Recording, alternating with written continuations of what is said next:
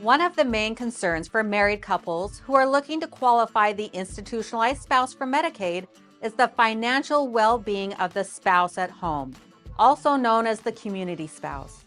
Fortunately, the Medicaid program contains certain provisions to avoid spousal impoverishment and allow the community spouse to maintain their current lifestyle at home.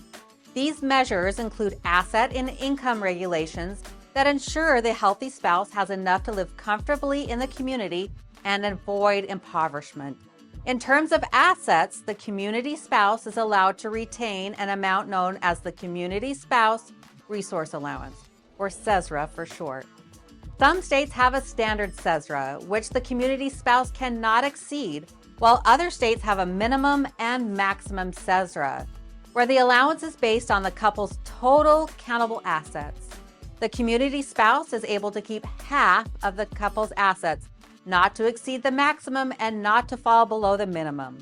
Although the community spouse must initially spend down to be within their CESRA, once eligibility is achieved for the institutionalized spouse, Medicaid will no longer consider any of their assets available to the institutionalized spouse. Therefore, the community spouse can keep assets beyond the CESRA after the institutionalized spouse begins receiving benefits. The community spouse is also entitled to a certain amount of monthly income, known as the Monthly Maintenance Needs Allowance, or MIMNA. And if they don't receive enough income to meet this allowance on their own, they may be entitled to receive a portion of the institutionalized spouse's income.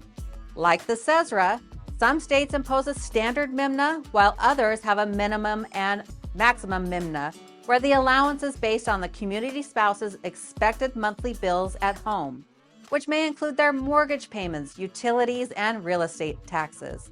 To see your state's current CESRA and MIMNA, log into Agent Access and view your state's Medicaid figures. These spousal impoverishment rules are designed to ensure the community spouse is not left destitute once their loved one enters a long-term care facility. They are also taken into consideration when conducting Medicaid planning with a Medicaid-compliant annuity.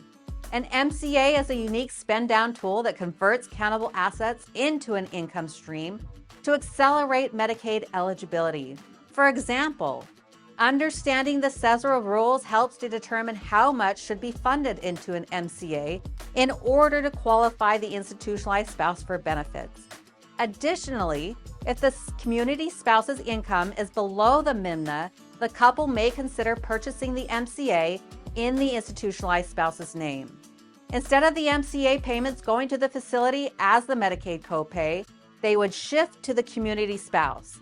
Needless to say, these regulations play a big role in Medicaid planning and structuring the MCA.